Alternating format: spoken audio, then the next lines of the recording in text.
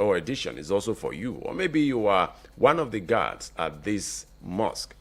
Episode is also for you. So this is a program tonight to educate you people who are in charge of the safety of people's cars at these different places. Now, as a matter of importance, commercial buildings are expected to provide enough spaces for visitors and staff to park their vehicles. However, other private investors are also into this business of car parking, which is believed to be highly lucrative, according to what we heard.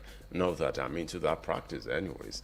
Now, for people who are also private car park owners, this program is also for you this evening. So we are going to be taking a look at 7 ways to secure car parks and garages. Now, like other ventures, customers and users, we have 1 or 2 complaints, most times.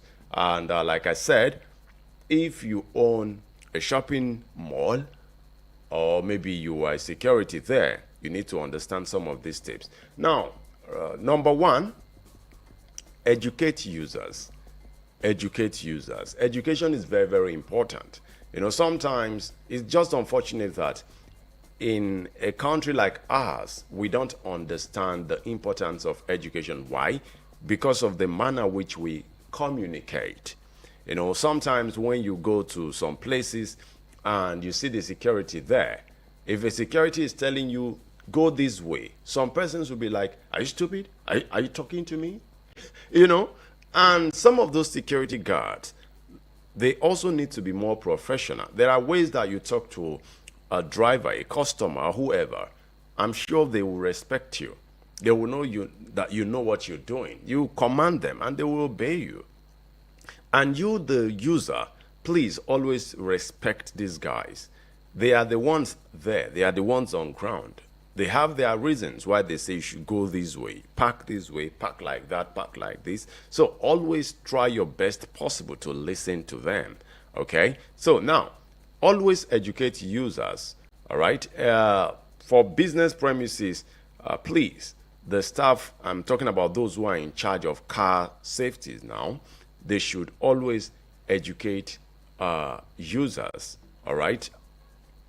Teach them or talk to them about some of these basic, security tips. For example, when approaching your vehicle, always keep your phone in your pocket. So sometimes when people visit your shopping mall and you notice an error from the driver's part, trust me, if you walk up to him and you are able to educate him on that particular error, he will learn. And aside from learning, he would respect you. And apart from respecting you, some might even give you tips, So always learn how to educate drivers. Don't just say, okay, after all, I'm a security guard here. No point. I'm just a security guard here. My own is just to open the gate. You come in, I give you your tag. Do whatever you want to do with your tag. Then, you understand? So always learn how to educate users of that place. Educate them. Tell them that if you give them a tag, for example, you can just even follow if you are not too busy, I know that in some of these areas, security guards are not always, we don't have just one. Most of them, we have multiple guards. And, it's allowed. You can walk closely to him, monitor him. Maybe when he alights from the vehicle, you can ask him, sir, I hope you are with your tag. He'll be like, my tag? How? He'll be like, no, the tag we gave you at the gate. Remember, it's for your pocket. All right? Now, you mustn't even follow him. As you are giving him the tag, you can also tell him there, sir, please ensure to put that tag in your pocket. He'll be like, okay. If he's used to doing that, he'll say, yeah, that's what I do normally. Thank you very much. But if that sounds new to him, he'll think about it. If he asks you why, then you now explain to him, yeah, because we have some persons that might just come break into your car and they will take the car. If they take the car and they present the tag, definitely we are going to allow them to pass. You just taught him something. So always learn how to educate the users of your parking space. Teach them things like, sir, if you are approaching your vehicle, please always remember to put your phone in your pocket. Of course, we have so many users, including myself. You might just be pressing your phone and you don't know.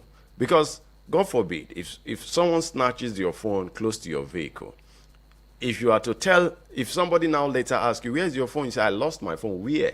You'll be like, that shopping mall. I lost it in the church. I lost it here. I lost it there. So somehow, he's denting the image of that parking space, or of that business environment, or of the church, or even the mosque. So we have criminals everywhere. Some are just monitoring you. As soon as they see that you're pressing your phone, especially during the night hours, they might just come, snatch the phone off your hand, and boom, they are gone. Before you begin to shout, hey, yeah, we thief. They are gone. So please, teach them that. I'm sure they will appreciate you. Then also teach them that if you notice anything suspicious, don't wait until you are sure. Always raise an alarm. I'm sure they will also appreciate it. All right? Then, of course, teach them again that it's always safe to walk in group to your vehicles, except maybe if you come alone. I'm sure that they would also appreciate this. Then number two ways of keeping your car parks and garages safe is to use signage. Signages are very important in car parks. Every section of the park should be identifiable, and it also helps users to know where their cars are parked. But unfortunately, we don't even have much of that in our dear country. And I don't know whether if it has happened to you before. I've gone to events, like I've attended events where after the event, I'll now be looking for, where did I even park? Where did I even park? I'll now be walking up and down. But no, it's wrong. So for hotels, for event centers, for shopping malls, churches, mosques, let there be signages, all right? You can just, anything, you can write anything. You can write anything. Just keep it here. For example, the blue space, the red space, Honorable Apedi great space, so that while you are inside, you always have it at the back of your mind. Where did I park my car? Okay. I park it around the Honorable Apedi great space. Okay, your wife might just ask you, or maybe you ask somebody to meet you there. Where are you parked? Instead of saying, come inside, we are used to that anyways. You'll be like, come inside, don't worry, come inside, come to the parking lots, come, you'll see me. No, there are better ways to do these things, all right? So if you have signages, you can quickly just tell the person, ask the security guard to direct you to the blue space. Simple. Ask the security guard to direct you to Honorable Apedi great space. Ask the security guard to direct you to Tinubu space. Ask the security guard to direct you to Goodluck Jonathan space. Like that. You understand? So I'm just using these names just for example. You can do it your own way. Okay? So if we can do that, then just make sure that you hang it somehow. And if it's an open space, you can just create something that is big, something that people can easily see. And best, it will be something that can reflect at night. I'm sure that will be very beautiful.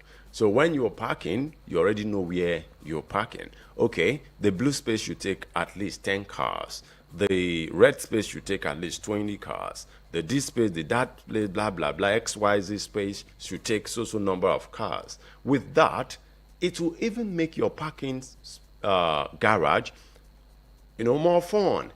People would find it very easy, to come back and take their cars and leave after shopping or after the service or after whatever.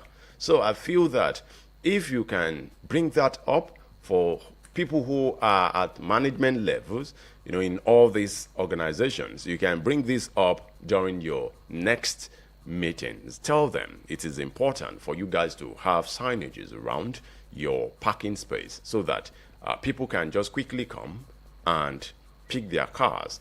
They don't need to get confused, Then, of course, apart from that, you can also, another signage again is the fact that some drivers, they are not familiar with that parking space, that particular parking space. So let there be things to indicate dangers. For example, you're not supposed to park here. For example, don't go this way. For example, you are approaching a sharp curve, you are approaching a bump, you are approaching this, you are approaching that, you know. So if you have all these things boldly written, I'm so sure that people would love to always visit your car parking space.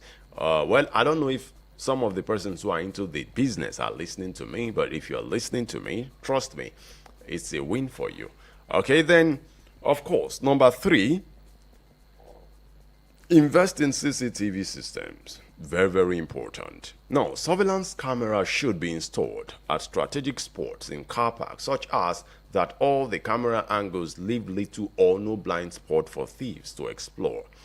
Now, you can even boldly write it, beware of CCTV, the same way we see beware of dogs. You know, when some thieves, they want to visit houses and they see beware of dogs, the chances of entering that building, it's lower than the chances of entering other buildings, you know. So if you also let the people know that, okay, be aware that there is a CCTV camera here, there is a CCTV and you are being captured, you know. So, but unfortunately, most of these shopping malls, they only have CCTV inside the shopping mall and they just have 1 or 2 outside. Boom, the one that will just capture everywhere. No, just especially for places that can take multiple cars, you can have CCTV strategically positioned almost everywhere. Is part of your investment.